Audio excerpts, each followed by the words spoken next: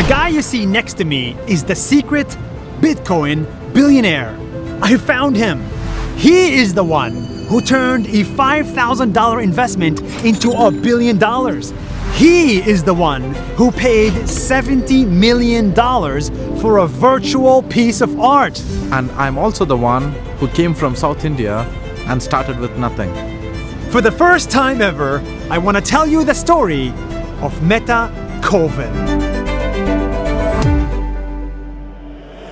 This guy from South India did not grow up with money. In fact, for most of his life, he could not afford to buy a laptop. He could only afford to buy a flash drive where he kept all his files. At the night, I used to borrow my friend's laptop when they're just going to sleep, and then I used to use my pen drive and learn how to code. And on the internet, he saw opportunity. So he learned how to code and how to build websites. Simple websites that do simple tasks. So I remember one of the websites I built on which anyone could hire a freelancer for $10. But that didn't go very well. It failed.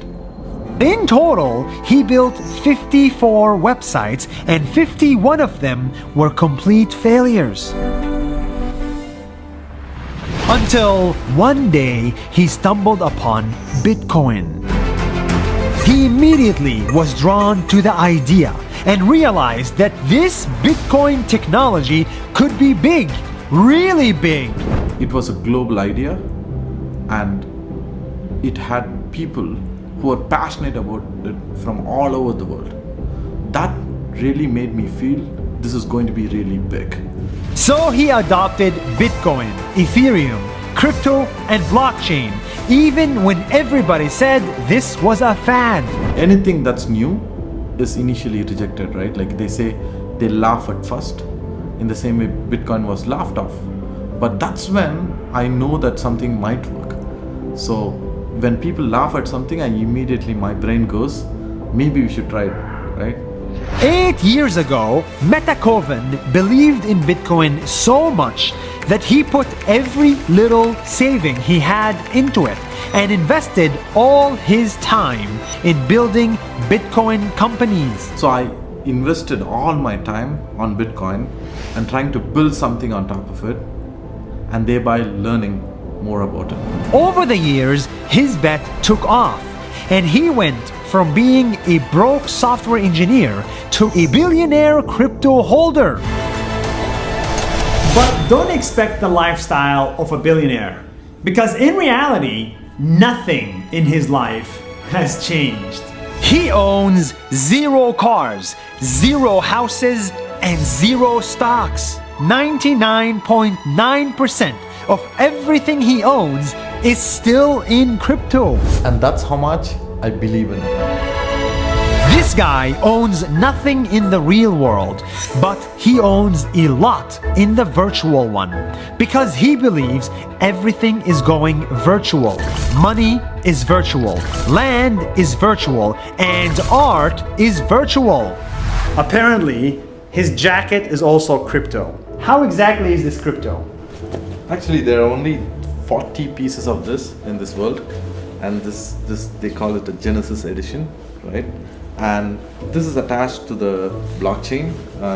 There's an address here, right? So if you go on the blockchain and type this address, you will see that that's an NFT, and you'll see that I own it through my address. And there's an RFID chip right here. Oh my God! Answer to that, yeah. What? Yeah. And how much is this jacket? I paid $600. That's why last week he made headlines for buying digital art for $70 million from an artist in America.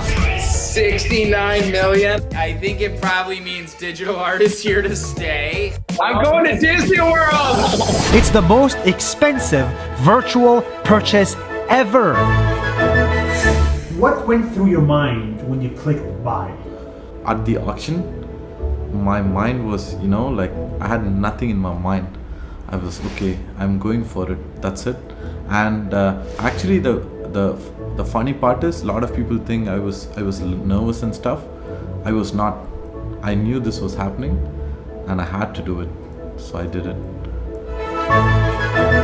My fund, which is Metaverse, we are planning to build this monument in the Metaverse, which is a virtual space.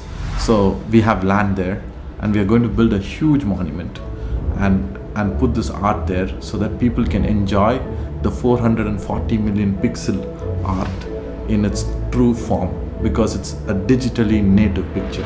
For this guy, buying a $70 million piece of crypto art was not just an investment, it was an act of support.